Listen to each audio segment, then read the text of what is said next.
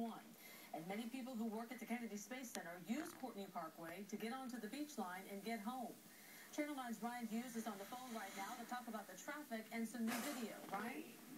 But the traffic is horrendous on and around Merritt Island. We've been in it for the last hour, and it seems like we're in New York City. Of course, the light rain is making matters worse. All this because of that truck explosion on the 528 bridge near Courtney Parkway. We have new video of debris burning at the scene to show you right now. The Florida Highway Patrol says a pickup truck hit a tanker causing the explosion. We're told 2 people are dead. No word on any injuries at this point. The fire burned so intensely, it caused the bridge to be shut down. A state inspector is on scene.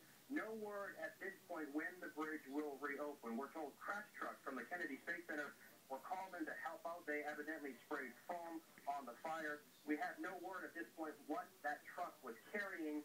Again, a traffic nightmare, and you should avoid the area around the 528 bridge and Courtney Parkway in Brevard County at all costs. Live on the phone in Brevard County, Ryan Hughes, Channel 9 Eyewitness News.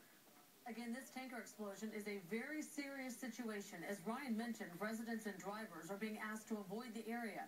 When Ryan gets in place to give us a live look at the scene, we'll bring that to you in just a few minutes.